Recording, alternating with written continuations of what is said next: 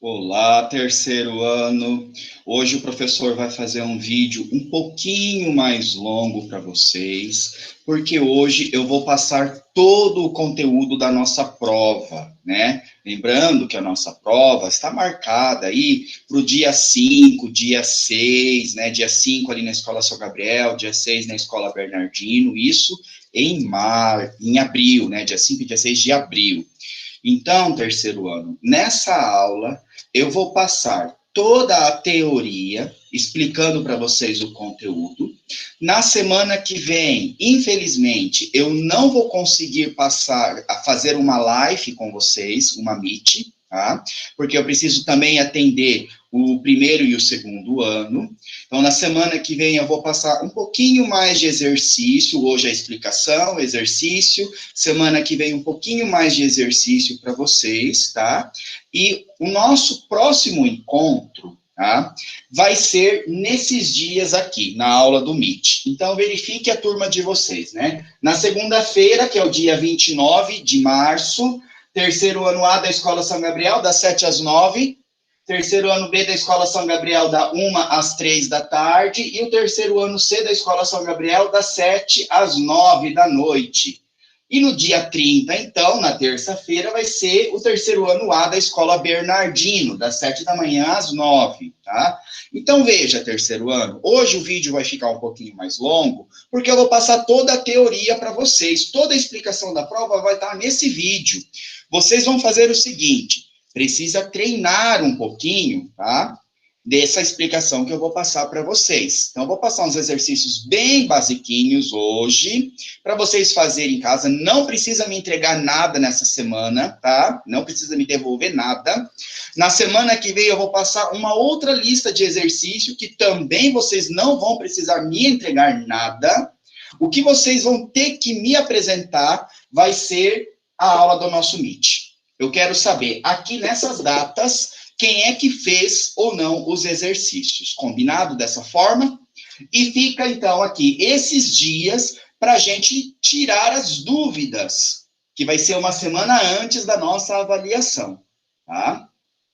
Então, pessoal, o professor elaborou um PDF para vocês. Veja, a minha intenção não é ferrar com a vida de vocês, eu estou sempre à disposição para ajudar vocês. Então, eu preparei um pequeno PDF, um roteiro de estudo, tá? Com uma explicação, exercícios bem basiquinhos para a gente iniciar, né, esse conteúdo da genética, tá bom?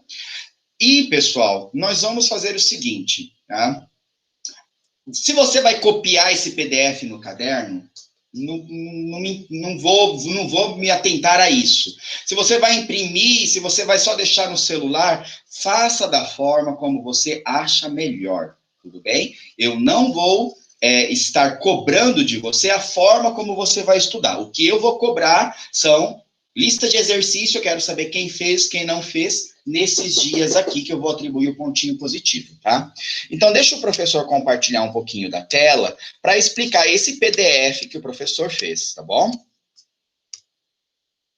Foi? Foi. Então, olha só. Sobre o estudo da genética, sobre o estudo dos genes que nós, né, vamos estudar agora esse ano. Começa, então, com Gregor Mendel, que é um monge da República Tcheca. Esse pesquisador, esse monge, né, ele é considerado o pai da genética, e ele realizou cruzamentos com mais de 10 mil plantas de ervilha de cheiro. Então, lá no seu mosteiro havia muitas ervilhas, e ele começou a realizar alguns experimentos com essas próprias ervilhas que estavam lá, né? Por que ele usou, então, essa ervilha de cheiro, né? Essa ervilha comum? Primeiro porque é um fácil cultivo, a planta cresce rápido, reproduz muitos descendentes, né? Se fosse, por exemplo, pensar na espécie humana, ia ter que levar 9 meses para nascer, para chegar à puberdade, né? Aí você teria que esperar uns 15 anos, e só ia nascer um ou no máximo 2 indivíduos, né? Então veja que para a espécie humana, para iniciar esse estudo com a espécie humana é bastante complicado. Por quê? Porque Mendel aqui, ele começa a olhar os descendentes, e a ervilha de cheiro era ótima para fazer isso, tá? Outra coisa também é que as ervilhas de cheiro, elas são hermafroditas, então, na mesma planta ali, lembra da estrutura da flor que nós vimos o ano passado? Né? Tem ali os gametas masculinos e o feminino ali na flor. Então, fica fácil de fazer um cruzamento, né? A planta da ervilha de cheiro, por ela ser hermafrodita, ela pode tanto se autofecundar, tá? Produzindo plantas puras, produzindo plantas iguais, ou então fazer uma fecundação cruzada, que é esse desenho que o professor colocou aqui. Tá? Então, veja, tem a florzinha, tem aqui os estames, que são os grãos de pólen masculino, e o pistilo, que é o feminino, né? Na mesma planta tem essas estruturas. Então, o que Mendel fazia? Ele removia essas anteras, esses grãos de pólen, né, de uma planta, tá vendo aqui? Né? Ele removia, ele cuidava para impedir que essa planta se autofecundasse. E, em contrapartida, ele pegava o grão de pólen de uma outra planta e batia esse grão de pólen, então, no gameta feminino dessa planta que ele retirou os estames. Assim, ele garantia que não era o espermatozoide dessa planta aqui que ia fecundar, e sim daquela outra. Então, ele fez isso de modo muito criterioso e muito cuidadoso, tá? Mendel também, ele cuidou muito de fazer cruzamentos com características. Por exemplo, ele usava ali características da cor da semente. Ele via que as sementes das ervilhas ou era amarela ou era verde. Pronto. Então, ele cuidava na hora de fazer esses cruzamentos. Outro cruzamento que ele fez foi da textura da semente, porque ele observava que a semente ou era lisa ou era rugosa. Com relação à cor da vagem, ele também observava isso. Ele pegava plantas que só produziam vagens amarelas ou então plantas que só produziam vagens verdes. Então, ele tomou esse cuidado na hora de fazer o cruzamento. O aspecto da vagem. A vagem ela podia ser ou toda lisa ou então ondulada. A altura da planta, se a planta era alta, então se a planta era baixinha. Então, todos esses cuidados Mendel teve na hora de fazer o cruzamento, tá? Aí o professor vai usar aqui o exemplo único de cor da semente. O mesmo exemplo aqui é aplicado a todos aqueles outros experimentos que ele fez, de textura, altura da planta, né? Mas vamos focar como exemplo na cor da semente. Veja. Então, a semente, ou ela vai ser amarela, ou ela vai ser verde. O que Mendel fez? Mendel pegou plantas puras, com ervilhas verdes, que só produziam ervilhas verdes. Então, ele pegava essas plantas com ervilhas verdes e cruzava entre si. E ele observava que dessas plantas verdes, só nascia plantas verdes. Ele chamou isso de pura, tá? A outra planta pura que ele também usou foi a semente amarela. Mas ele pegou, então, aquelas plantas que, quando cruzava entre si, só produzia semente amarela, não produzia outra cor. E aí ele chamou esse grupo de semente amarela de plantas puras. E esse grupo de semente verde de plantas puras. Ele cruzou um amarelo puro com um verde puro. E ele observou que todos os seus descendentes, todas as plantinhas que nasciam desse cruzamento, eram amarelas. Ok? Então, vocês observam que a gente usa algumas letrinhas aí. Para essa geração parental, que ele chamou de pura, ele usa a letra P, tá bom? Geração parental. São as plantas pais, né? Os pais.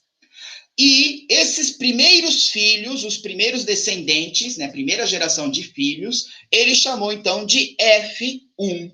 F1, então, é a primeira geração de filhos, tá bom? E ele observou que desse cruzamento só nascia plantas amarelas.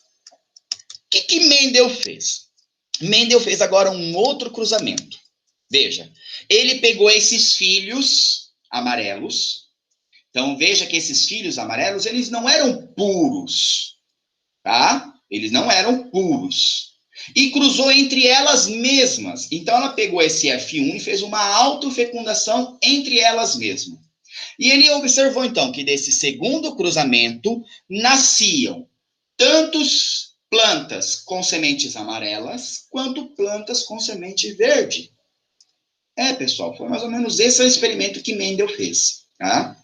Então, veja que nessa primeira geração de F1, ele fez uma autofecundação, cruzando elas mesmas, e nasceu uma segunda geração de filhos, que a gente chama de F2, que são os filhos da segunda geração. E ele observou, então, que nesse cruzamento dessas plantas híbridas, vamos dizer assim, né, são aquelas puras, nascia tanto semente amarela quanto semente verde. Tá? Então, esse foi o experimento geral. O que Mendel concluiu desse experimento? Ele viu que na geração da F1 havia genes dos pais, né, que ficava encoberto, ou então em recesso. Alguns desses genes não apareciam numa geração, ficava em recesso. E ele chamou esses genes em recesso de genes recessivos. São genes com manifestação mais fraca.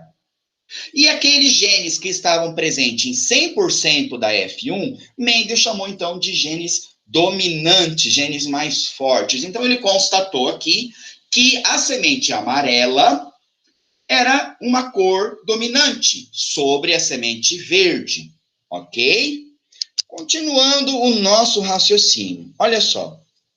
Mendel começou a usar, vou apagar aqui. Mendel começou a usar uma seguinte estratégia. Ele começou a adquirir, a representar letras, tá? Para esses genes. Então, veja. Lembra quando o professor pediu na avaliação diagnóstica, que vocês lembrassem um pouquinho da meiose, né? A gente vai seguir um pouquinho desse raciocínio. Olha só, nós da espécie humana, a gente é chamado de diploides, tem esse nome, né? Diploides, porque temos dois conjuntos de cromossomos. Eu, dentro das minhas células, eu tenho metade dos cromossomos que eu recebi do meu pai e metade dos cromossomos que eu recebi da minha mãe, e você aí que está assistindo a aula também tem essa mesma estrutura. Metade dos seus cromossomos é do pai, metade é da mãe. Nós temos 46, né, cromossomos. 23 que nós recebemos do pai e 23 que nós recebemos da mãe. Mas, na hora de fazer o nosso gameta, né, o meu espermatozoide, o espermatozoide do meu pai, ou então o seu ovócito, o ovócito da sua mãe, os gametas, eles só carregam um desses cromossomos, um conjunto desses cromossomos. O gameta não vai carregar 46, ele carrega só 23, tá? Então, a primeira lei de Mendel, ela é a lei da segregação desses genes para formar os gametas, que são haploides, tá? Então, veja que de uma planta dominante, né, amarela, Vezão, ele chamou de planta dominante, a planta, assim como nós, temos dois, né, conjuntos de cromossomos. Então, duas letras dominantes. Essa seria a geração pura, a geração parental. E ele também pegou aquelas ervilhas verdes, né? Que só produziam ervilhas verdes. Ele viu que era um gene recessivo, então ele representou pela letra minúscula. Vzinho, Vzinho. Vzão, Vzão, para dominante, para aquele gene que é dominante, e o Vzinho para o gene que é o recessivo. Quando essas plantas aqui vão formar o gameta, essas plantas mandam apenas um conjunto de cromossomos. Ele vai mandar um Vzão para a geração seguinte. Entende o que eu estou querendo dizer? Tá? E, vamos lá, ele viu que de uma geração, então, de um cruzamento dessas sementes amarelas, puras, Vzão, cruzada, então, com outra planta do verde, que é Vzinho, recessivo, nascia todas as sementes amarelas. Por quê? Ele via que esse gene dominante, quando cruzava, ele dominava sobre qualquer gene recessivo. Opa, pera lá, apareceu um genezinho dominante, já é suficiente para determinar a característica amarela, que é na geração F1 que ele está mostrando aí para vocês, tá bom? E aí ele fez, então, a autofecundação, né? Ele cruzou, então, essas plantas filhas, essa geração da F1, cruzou com elas mesmas. E aí foi observado que desse cruzamento veio a F2, a geração dos segundos filhos, né? A segunda geração de filhos, tá bom? E ele viu, então, que nesse segundo cruzamento aparecia a verde de novo ali. Por isso que ele fez essa detecção. Opa, então, em algum momento, nessa geração da F1, o gene recessivo ficou em recesso, escondidinho, mas ele estava lá naquelas células. Ele só não se manifestava, tudo bem? Então, para a gente poder entender um pouquinho desses cruzamentos, a gente usa esse quadro de Punnett, que o professor vai explicar para vocês agora. Esse primeiro cruzamento que está aí, né? O professor vai parar aqui a apresentação para mostrar melhor para vocês, porque eu acho que senão vai ficar o contrário, né? Então, verifique uma coisa. Olha só. Dessas sementes amarelas, né? Vamos pensar que um é o pai e o outro é a mãe, tudo bem? Dessas sementes amarelas, diploides, vezão, vamos fazer de conta que esse é o macho, né? O espermatozoide, ele vai carregar só um desses genes. Ou ele vai carregar o vezão, ou ele vai carregar o outro vezão. Veja que essa planta amarela, que ela é vezão, ela só pode produzir espermatozoide, ou só pode produzir ovócito que tenha o vezão, mas ele manda um só, não manda os dois. Tá? Em contrapartida, a outra planta, então, que é do outro sexo, do sexo oposto, né, é vezinho. Essa planta, ela vai produzir gametas pela metade. Então, ela só vai mandar um dessas letras, né? Como ela tem vezinho e vezinho, ela só pode produzir gametas vezinho. Então, tem aqui um vezinho ou então um vezinho. Ou o espermatozoide, o ovócito, que seja, carrega esse vezinho aqui, ou ele carrega o outro vezinho. Então, vai ser vezinho do mesmo jeito, tá bom? Então, como que a gente interpreta esse raciocínio? Olha só. Eu tenho aqui, quando esse espermatozoide fecundar esse ovócito aqui, vai nascer um indivíduo vezão, vezinho. Vou fazer tudo em preto. Vezão, vezinho. Tudo bem? Esse espermatozoide cruzou com esse ovócito, nasceu o indivíduo diploide, assim como nós, né? Esse pai aqui cruzou com essa mãe e nasceu um vezão, vezinho. Esse outro espermatozoide, que também é vezão, se ele fecundar esse ovócito, ele também vai ser vezão, vezinho. Se esse espermatozoide aqui, em vez de fecundar esse ovócito, fecundar o outro ovócito também vai ser vezinho. Então, vai nascer o indivíduo vezão, vezinho, e a mesma coisa para esse espermatozoide aqui, que fecundar esse ovócito. Veja que aqui nós temos 100% de plantas amarelas. Por quê? Basta apenas um vezão, para determinar a característica amarela.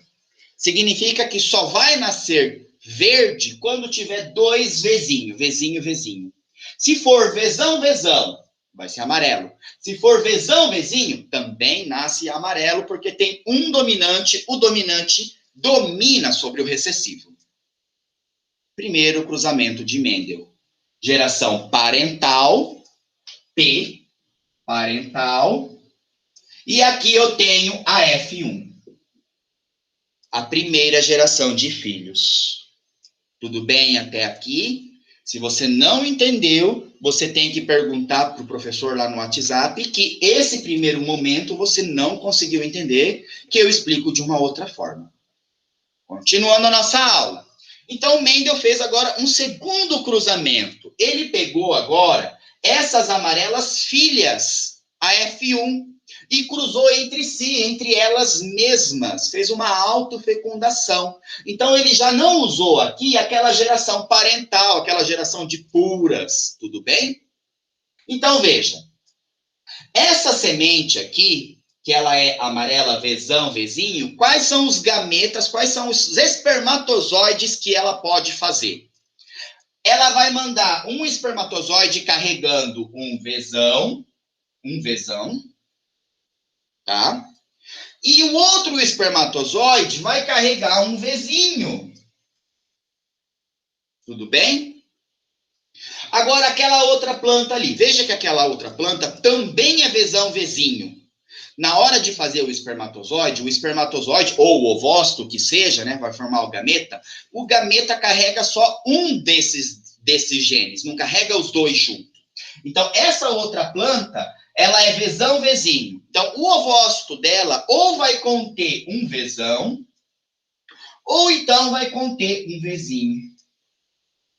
Tudo bem? Aqui o pai e aqui a mãe, né? Tanto faz colocar o masculino aqui ou aqui, isso não vai interferir em nada. E na hora de fazer o cruzamento, vamos lá. Se esse espermatozoide aqui, né, ou que seja, se esse espermatozoide fecundar agora esse ovócito aqui, vai nascer um indivíduo Vzão, amarelo, certo?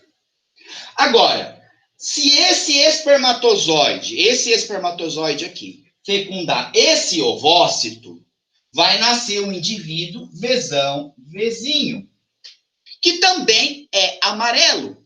Mas ele vai ser amarelo, mas ele vai carregar dentro das células dele um gene recessivo que não vai se manifestar, porque quem se manifesta é o dominante. Quem vai aparecer é o dominante. Tá entendendo? Então nasceu o amarelo aqui também. Tá?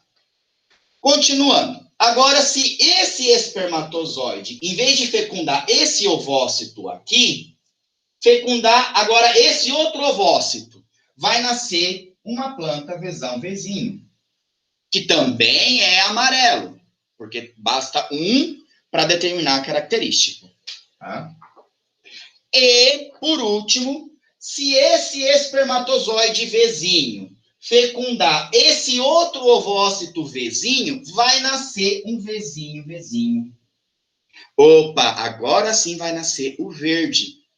Então, Mendel, quando ele fez todo o seu trabalho, né, lá com as ervilhas, cada cruzamento nascia um monte de plantinha, tá bom? Por isso que as ervilhas permitiu ele fazer esse estudo, né? Como eu falei, se fosse na espécie humana, ia nascer um.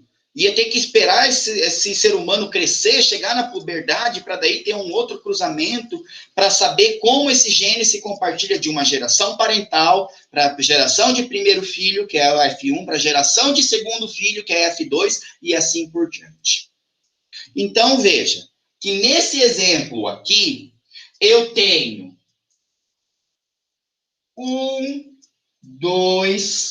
3 quartos, vou colocar aqui, 3 quartos de plantas amarelas. Tudo bem? 3 quartos amarelos. E 1 quarto apenas de verde. 1 quarto verde. Então, na hora de eu representar o resultado do cruzamento, eu posso representar ele em fração, tá bom? 3 quartos amarelo, ou então 1 quarto verde. No Enem, pessoal, o Enem sempre vai utilizar frações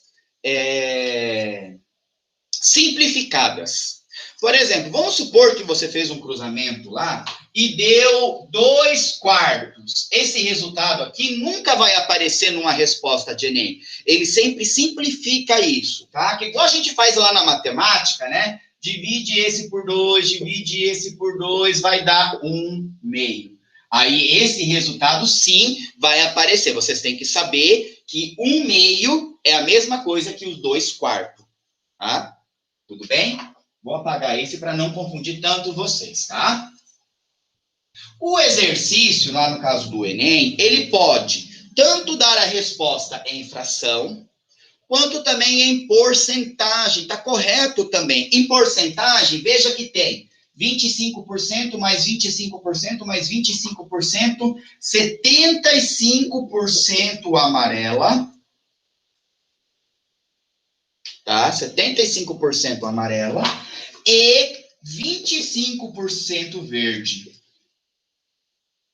Então, são formas diferentes de representar o resultado. O exercício ele pode te dar em fração, 3 quartos amarelo, 1 quarto verde, ou então em forma de porcentagem, 75% amarelo e 25% verde, ou então o exercício pode ditar na forma de proporção.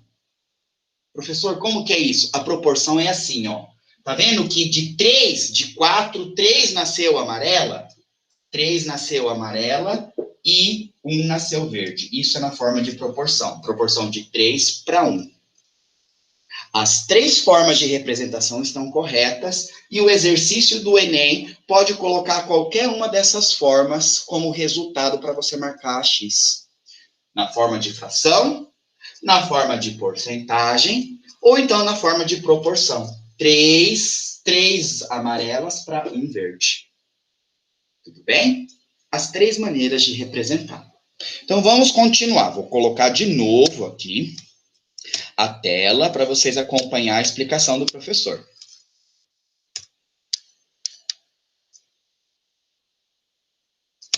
Foi. Então, vocês podem preencher esse dado aí, coloca isso no caderno, porque essa, pessoal, é a explicação chave da nossa aula. É isso daqui que o professor vai cobrar nos exercícios, vai cobrar na prova, é isso aqui que vai cair no Enem, tá bom? Então, continuando. O professor fez aqui, né, um pequeno glossário, uma lista de conceitos, porque esses nomes vão aparecer muito nos exercícios. Então, para facilitar a vida de vocês, eu já deixei ali como se fosse um pequeno dicionário, né?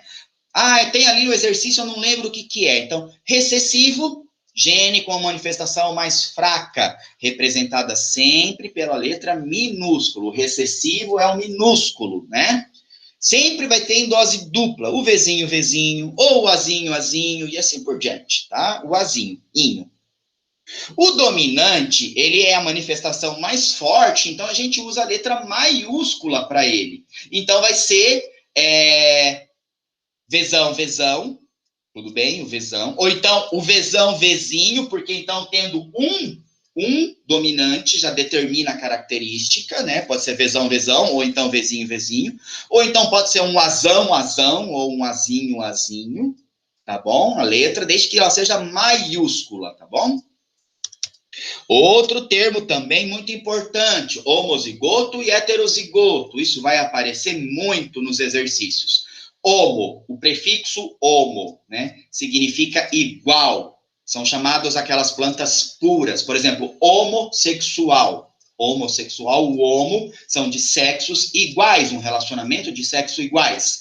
Heterozigoto, lembra de heterossexual, relacionamento com sexos diferentes. Então, o heterozigoto são genes diferentes. Homozigoto, igual. Homo, igual. Hétero, diferente. Então, homozigoto são genes iguais. Por exemplo, o azão, azão, gene igual. Os dois são azão. Azinho, azinho, também é homozigoto, recessivo. Um é homozigoto dominante, o outro é homozigoto recessivo. Né? Mas são iguais. O heterozigoto, ele é um maiúsculo e um minúsculo, diferente. Né? Então, é azão, azinho. Tudo bem? Como nesse caso aqui, eu tenho um homozigoto dominante, né? 2 heterozigoto e um homozigoto recessivo. Tá bom? Outros termos que também vão aparecer: genótipo e fenótipo. Presta muita atenção porque isso é importante. Genótipo é aquilo que está nos genes do indivíduo, está lá no DNA, tá? E fenótipo é o que você vê. Então, veja, o que é o fenótipo aqui? O fenótipo é o que a gente vê. A gente vê o quê? Amarelo e verde. Semente amarela, semente verde. Entende? Esse é o fenótipo. O genótipo são as letras, aquelas que estão lá nos genes. Vzão, Vzão, Vzão, Vzinho, Vzinho, Vzinho. Esse é o genótipo. Então, por exemplo, olho castanho e olho azul. O olho azul é recessivo, é mais fraco. O olho castanho, ele é dominante. Então, o genótipo, o fenótipo é aquilo que a gente vê. Ou a pessoa tem olho castanho, ou a pessoa tem olho azul. Né? Já o genótipo, veja, o castanho pode ser tanto um azão, azão, quanto um azão, azinho. Uma letrona já determina a característica, né? Então, esse seria o genótipo. E o azul seria o azinho, azinho, o recessivo. Veja que, né? Vamos voltar aqui, ó. Tá vendo? Um gene dominante, tá? Ele pode ser tanto homozigoto quanto heterozigoto. Entende o que eu tô falando? Um gene dominante, tá? Ele pode ser tanto homozigoto quanto heterozigoto, tá? Diferença entre genes e alelos. Também vai aparecer aí para vocês, né? Os genes são aquelas letras, é aquele que está no DNA. Azão, azinho, bezão, bezinho. O vezão é um gene, o vezinho é outro gene. Alelo. Alelo é porque, como nós temos dois cromossomos, um que veio do pai e outro que veio da mãe, né? Eu coloquei ali um cromossomo azul, fazendo de conta que é o cromossomo do meu pai, e um vermelho, fazendo de conta que é o cromossomo da minha mãe. Então, o olho, por exemplo, o olho castanho, né, dominante. Esse gene, ele vai estar tanto no cromossomo materno quanto paterno. E eles vão estar na mesma posição. O fato de esses dois genes estarem numa mesma posição significa que eles são alelos. O azão e o azinho são alelos, estão na mesma posição. Tá? Vou dar uma experiência minha. Veja. O meu pai tem olho azul. Tá? Se ele tem olho azul, então significa que o meu pai é azinho, azinho. Minha mãe tem olho castanho. Significa que ela é vezão, azão, alguma coisa. Ela tem pelo menos um dominante ela tem. O meu olho é castanho. O meu olho é castanho. Então, o fato de eu ter esse castanho significa que eu recebi um dominante que é o da minha mãe. Mas eu tenho nas minhas células um azinho que eu recebi do meu pai.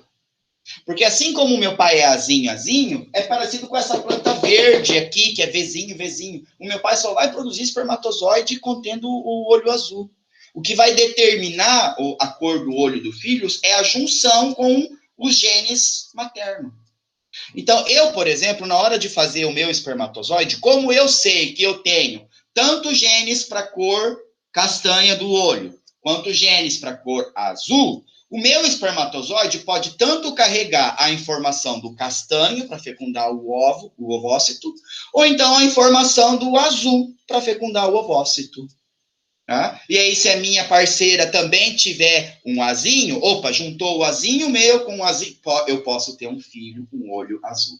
Estão entendendo? Continuando.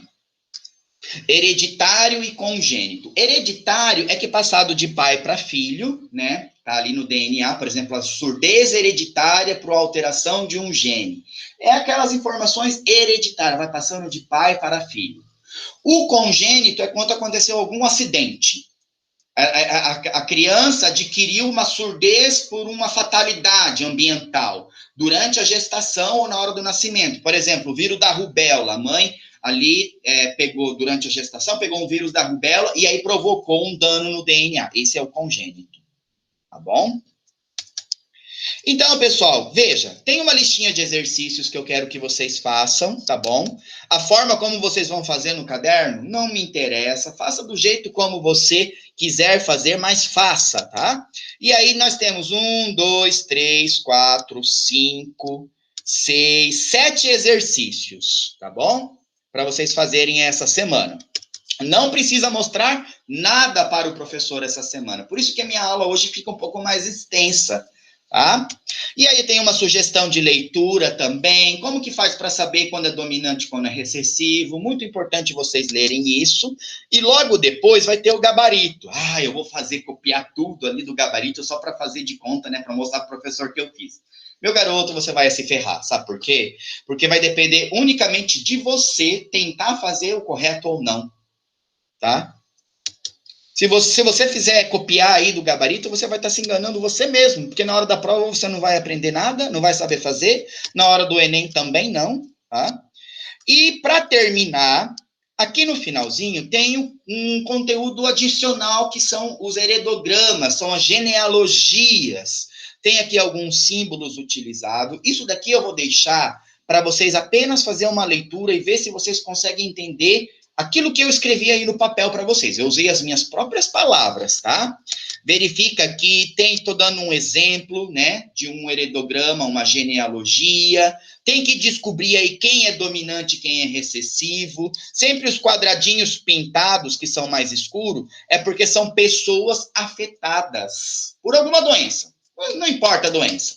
Às vezes o exemplo vai usar a doença ali do albinismo, às vezes ele usa uma outra doença, um gene afetado, tudo bem? E o resto seria normal.